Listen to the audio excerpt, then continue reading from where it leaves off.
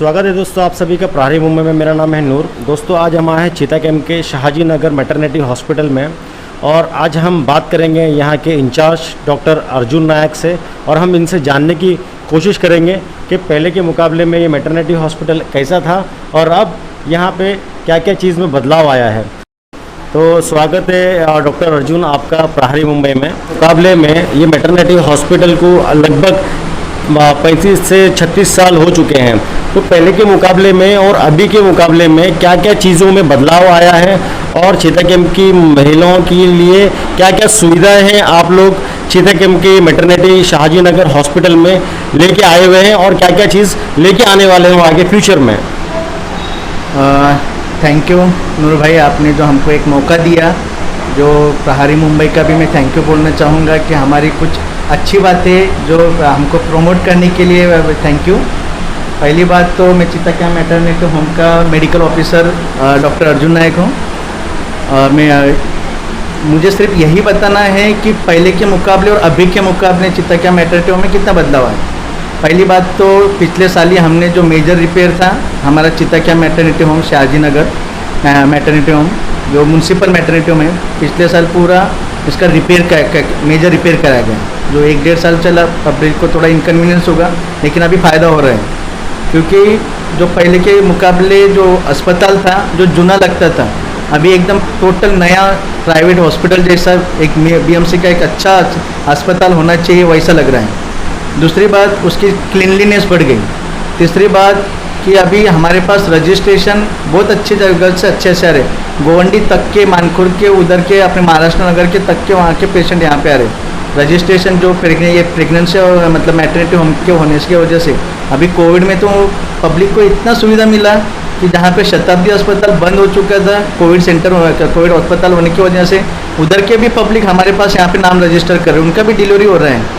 तो जो पहले जो पब्लिक ने 1-1.5 साल थोड़ा सा सहा कि चलो अस्पताल रिपेयर, उस वक्त हमने कुछ सर्विसेज बंद नहीं की थी। उस वक्त सिर्फ ऑपरेशन थिएटर अंडर रिपेयर था इसलिए बंद था, नहीं तो सब वहाँ तब भी हमारा अस्पताल चल रहा था, अभी भी चल रहा है। और तब अभी बात ऐसे आ गई है कि अभी क्लीनलीनेस बढ़ गई है, फिर बाद में ऑपरेशन थिएटर भी चालू हो गए हैं और ओपीडी सब ऑल सर्विसेज रनिंग है जो मैटरनिटी होम की है। अभी हमने हमारे यहाँ पे अपनी चिकित्सा करके जो बीएमसी का उपक्रम है वो भी ला लिया, जिसमें अभी एक बेसिक टेस्ट होता है और एक एडवांस टेस्ट होता है। बेसिक टेस्ट का सिर्फ मात्र 50 रुपये लिया जाता है और एडवांस का 100 रुपये लिया जाता है। 50 रुपये में तुमको जितना भी 50 मतलब 170 मतलब टोटल 70 टेस्ट है, वो टेस्ट 50 रुपये में होती है। मतलब जो हमारे पास जो बीएमसी की तरफ से होती थी, लेकिन उसके अलावा जो करना पड़ता था वो भी अभी 50 रुपये में होता है, जो बाहर कम से कम 2 या 3 हज़ार की होती थी। और जो एडवांस लेवल की जो टेस्ट होती थी तो वो 100 रुपये में होती है, ओनली 100 रुपीज़। 100 रुपीज़ में जो बाहर अगर वो मैं टेस्ट करने जाऊँ तो कम से कम 4 से 5 के हज़ार रुपये के ऊपर टेस्ट होती है। मतलब बीएमसी का एक अच्छी जो रिपोर्टिंग थी तो ब्लड टेस्ट जहाँ पे पब्लिक को बाहर जाके टेस्ट करवाना पड़ता था, अभी वो नहीं करना पड़ता। पहली बात मतलब अभी नाम रजिस्ट्रेशन होने लग गया, उनका टाइमिंग भी सिर्फ पब्लिक ने अपना और अच्छा सपोर्ट मिल रहा है कि टाइमिंग पे आ रहे, टाइमिंग पे उनका रजिस्ट्रेशन हो रहा है। 9 से 12 में हम टाइमिंग अपना ओपीडी रजिस्टर कर रहे हैं और बाद में चेकअप कर रहे, ब्लड रिपोर्ट कर रहे, उसका बच्चे का धड़कन सुना के दे रहे, सोनोग्राफी हो रही है। सिर्फ सोनोग्राफी अभी अपने पास पहले बीच में 6 महीने के लिए सोनोग्राफी का प्रोब का ख़राब था इसलिए बंद था, लेकिन अभी उस अच्छे से 1 साल से अभी तो चल रहा है, तो उसकी वजह से सोनोग्राफी हर महीने 200 हो रही है। ओके अर्जुन जी, ये सोनोग्राफी के जो चार्जेस होते हैं, ठीक है, जैसे कि स्टेप बाय स्टेप, जैसे कि 3rd मंथ से स्टार्ट होता है सोनोग्राफी, वो 8 मंथ 9 मंथ के एंड तक के जाता है, तो उसके क्या क्या चार्जेस आप लोग लेते हो? मतलब जैसे कि बड़ी सोनोग्राफी होती है, फिर स्टार्ट में कुछ अलग सोनोग्राफी होती है ना, तो उसके आप लोग चार्जेस लेते हो पेशेंट से? सर बात ऐसी है कि इसका चार्ज पेशेंट से 1 रुपये का भी नहीं लिया जाता है। जो हमारे पास सोनोग्राफी के रेडियोलॉजिस्ट आते हैं उनको अभी जो पहले यहाँ पे सिर्फ रूटीन सोनोग्राफी होती थी, अभी रूटीन सोनोग्राफी हो रही है, NT-NB स्कैन हो रहा है, एनोमोली स्कैन हो रहा है, जो 5वें महीने का सबसे बड़ा सोनोग्राफी रहता है, बाहर कम से कम 3000 में होता है। फिर बाद में कलर डॉपलर हो रहा है, USG रूटीन अगर 7वें 8वें महीने भी रिपीट करना पड़ता है वो भी हो रही है। 9वें महीने में बिफोर डिलीवरी जो सोनोग्राफी किया जाता है वो भी हो रही है। इतने 5-6 जो टेस्ट होती है कम से कम बाहर प्राइवेट में करने गए तो 9 से 10 हज़ार का होता है, वहाँ पे एक मात्र फ्री ऑफ कॉस्ट पूरा टोटल सोनोग्राफी किया जा रहा है पेशेंट का, एक पेशेंट का। ओके, ये बीएमसी की तरफ से जो रेडियोलॉजिस्ट हैं उनको सिर्फ हमारे पास कैसा है कि उनको जो रेडियोलॉजिस्ट करते हैं, मशीन हमारा जगह हमारी सब, इसलिए रेडियोलॉजिस्ट को एक जो नॉर्मल सोनोग्राफी उसके लिए 180 रुपये दिया जाता है एक पेशेंट के लिए। पेशेंट रेडियोलॉजिस्ट को सोनोग्राफी करने के मतलब रेडियोलॉजिस्ट का सोनोग्राफी चार्ज दिया जा रहा है। बड़ी 5,000 वाली जो 5वें महीने की रहती है वहाँ पे उनको 350 रुपये तक दिया जाता है। मतलब देखिए अभी ये कैसा है, बीएमसी का इतना अच्छा काम चल रहा है कि बीएमसी ने जो भाई हम पेशेंट को फ्री ऑफ कॉस्ट मिलना चाहिए, वो उद्देश्य पूरा हुआ।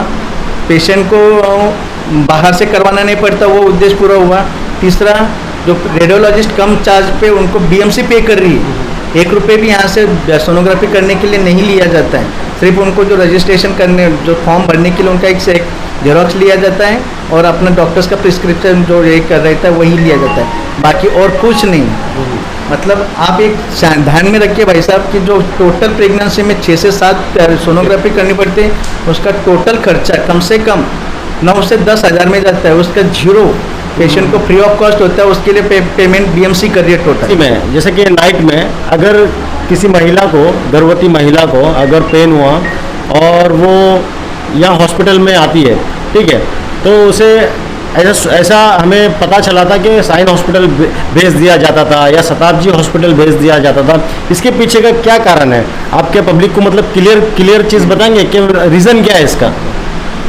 सर कैसा है, यहाँ पे अभी समझो कोई पेशेंट का कॉम्प्लिकेशन है जो रात को, हमारे दिन में भी अगर वही पेशेंट दिन में भी आए लेकिन कॉम्प्लिकेटेड है, समझो उसका बीपी एकदम फॉल डाउन हो रहा है या तो बहुत ज़्यादा बीपी 180/100, ये पेशेंट को फिजिशियन ओपिनियन लगता है, एमआईसीयू बैकअप लगता है, उसमें माँ की ज़िंदगी को खतरा होता है। सर मुझे बताइए, मैं 5 डिलीवरी के पेशेंट को यहाँ पे डिलीवरी के लिए एडमिट कर रहा हूँ और एक ही पेशेंट को मैं उधर भेज रहा हूँ, उसके पीछे मतलब ये है कि ये पेशेंट को और 2-3 डॉक्टर लगने वाले हैं जो फिजिशियन है। ये अस्पताल सिर्फ मैटरनिटी और पेडियाट्रिक्स का है।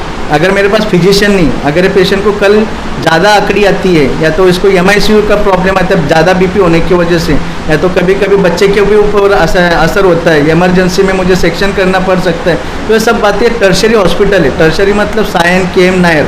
हमारा जो नज़दीक अस्पताल है सायन, इसलिए हम सायन में भेजते हैं। अगर वो सायन के लेवल की नहीं, थोड़ा कम छोटा प्रॉब्लम वाला रहेगा तो शताब्दी में भेज दो। यहाँ पे कैसे सर, मैं डॉक्टर हूँ, मैं किसी का बुरा नहीं करना चाहता। यहाँ पे बात ऐसी है कि पेशेंट को मैं संभालने के नाम पे उसका पेशेंट का नुकसान करूँ, वो भी तो नहीं सही रहेगा ना।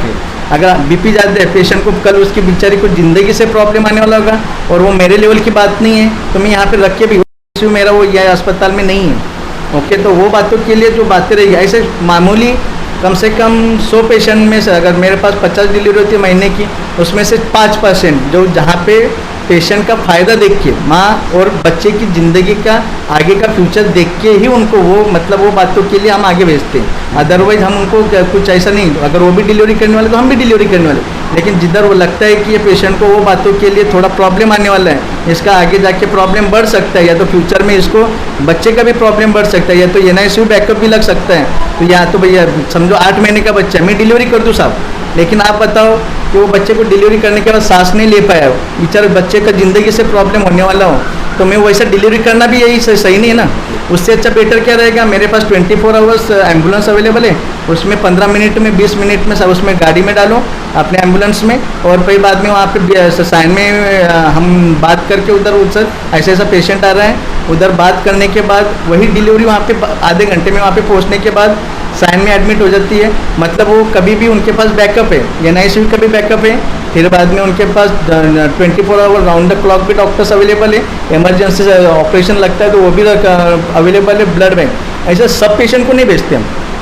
मतलब मुझे बताओ कि आधा घंटा एम्बुलेंस में डालने के बाद वो पेशेंट का ज़िंदगी से खतरा नहीं हो रहा है, बच्चे से ज़िंदगी से खतरा नहीं हो रहा है, वो काम करूँ, या भाई यहाँ पे पेशेंट के रिलेटिव जो कन्विंस करते सर यहीं पे कर दो, मैं भी मानता हूँ उनका भी इमोशनल अपनी जगह पे सही है, लेकिन बात ऐसी है कि मैं वो अच्छे हैं, वो मेरे पे ट्रस्ट करते हैं, उसके लिए मैं उनका ब्लाइंडली उनका फेथ डाल के उनका बच्चे का भी नुकसान करने के लिए और माँ का भी नुकसान करने, ये डॉक्टर प्रोफेशन को अच्छा नहीं लगता है। तो मैं उस वक्त मैं खुद ही बताता हूँ साहब आपको आगे जाना पड़ेगा, ये केस हमारे लेवल की नहीं है, आपको आगे ही पहुँचना पड़ेगा, इसलिए साइन में वो जाना पड़ता है। अदरवाइज यहाँ पे कैसा लगा है, हर एक को एक मिसअंडरस्टैंडिंग हो चुकी है, आप जाओ साइन में, आप जाओ साइन में। सर मुझे बताओ, बच्चे ने संडास के मतलब पेट में डिलीवरी के वक्त पुट्टी कर दिया है, तो उस वक्त बच्चे का सब फेफड़े में गया।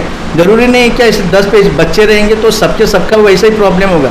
मैं यहाँ पे समझ के चलो उसमें से 4 बच्चे का प्रॉब्लम होता है, 6 बच्चे अच्छे भी नॉर्मल डिलीवरी हो जाएंगे, लेकिन 4 के तो प्रॉब्लम होने। अपना 4 किसका प्रॉब्लम होला ये मुझे भी नहीं मालूम है। वो हर एक का कंडीशन अलग है, हर एक का बच्चे का कंडीशन अलग है, डिलीवरी का स्टेटस अलग है। इसलिए वो बातों का हम क्या सोचते हैं कि भाई वहाँ पे बच्चे के भी डॉक्टर है, कांच का पेटी भी है, NICU भी है, वहाँ पे जो ऐसा चाहिए वैसा वो हिसाब से माँ के लिए भी प्रॉब्लम नहीं होगा, बच्चे के लिए भी नहीं। सिर्फ आधा घंटे का ही डिफरेंस है, जहाँ पे 24 आवर्स अपनी एम्बुलेंस होने की वजह से अगर तुम सेफ जगह पे पहुँच रहे हो एज ए डॉक्टर, मुझे वही सही लगता है। ओके, मेरा वो यह अस्पताल में नहीं है।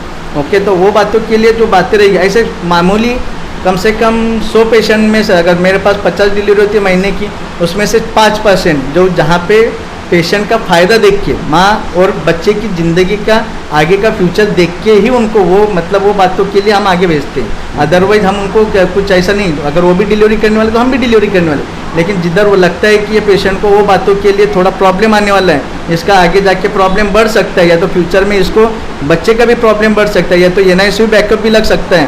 तो या तो भैया समझो 8 महीने का बच्चा है, मैं डिलीवरी कर दूँ साहब, लेकिन आप बताओ कि वो बच्चे को डिलीवरी करने के बाद सांस नहीं ले पाया, बेचारे बच्चे का ज़िंदगी से प्रॉब्लम होने वाला हो, तो मैं वैसा डिलीवरी करना भी यही सही नहीं है ना।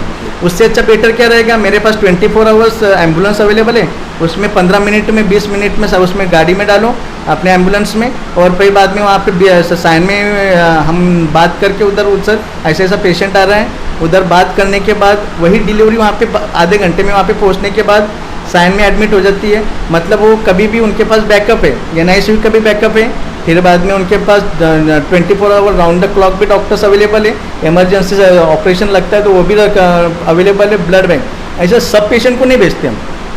मतलब मुझे बताओ कि आधा घंटा एम्बुलेंस में डालने के बाद वो पेशेंट का ज़िंदगी से खतरा नहीं हो रहा है, बच्चे से ज़िंदगी से खतरा नहीं हो रहा है, वो काम करूँ, या भाई यहाँ पे पेशेंट के रिलेटिव जो कन्विंस करते सर यहीं पे कर दो, मैं भी मानता हूँ उनका भी इमोशनल अपनी जगह पे सही है, लेकिन बात ऐसी है कि मैं वो अच्छे हैं, वो मेरे पे ट्रस्ट करते हैं, उसके लिए मैं उनका ब्लाइंडली उनका फेथ डाल के उनका बच्चे का भी नुकसान करने के लिए और माँ का भी नुकसान करने, ये डॉक्टर प्रोफेशन को अच्छा नहीं लगता है। तो मैं उस वक्त मैं खुद ही बताता हूँ साहब आपको आगे जाना पड़ेगा, ये केस हमारे लेवल की नहीं है, आपको आगे ही पहुँचना पड़ेगा, इसलिए साइन में वो जाना पड़ता है। अदरवाइज यहाँ पे कैसा लगा है, हर एक को एक मिसअंडरस्टैंडिंग हो चुकी है, आप जाओ साइन में, आप जाओ साइन में। सर मुझे बताओ, बच्चे ने संडास के मतलब पेट में डिलीवरी के वक्त पुट्टी कर दिया है, तो उस वक्त बच्चे का सब फेफड़े में गया। ज़रूरी नहीं है क्या इस 10 बच्चे रहेंगे तो सबके सबका वैसा ही प्रॉब्लम होगा। मैं यहाँ पे समझ के चलो उसमें से 4 बच्चे का प्रॉब्लम होता है, 6 बच्चे अच्छे भी नॉर्मल डिलीवरी हो जाएंगे, लेकिन 4 के तो प्रॉब्लम होने। अपना 4 किसका प्रॉब्लम होला ये मुझे भी नहीं मालूम है। वो हर एक का कंडीशन अलग है, हर एक का बच्चे का कंडीशन अलग है, डिलीवरी का स्टेटस अलग है। इसलिए वो बातों का हम क्या सोचते हैं कि भाई वहाँ पे बच्चे के भी डॉक्टर है, कांच का पेटी भी है, NICU भी है, वहाँ पे जो ऐसा चाहिए वैसा वो हिसाब से माँ के लिए भी प्रॉब्लम नहीं होगा, बच्चे के लिए भी नहीं। सिर्फ आधा घंटे का ही डिफरेंस है, जहाँ पे 24 आवर्स अपनी एम्बुलेंस होने की वजह से अगर तुम सेफ जगह पे पहुँच रहे हो एज ए डॉक्टर, मुझे वही सही लगता है।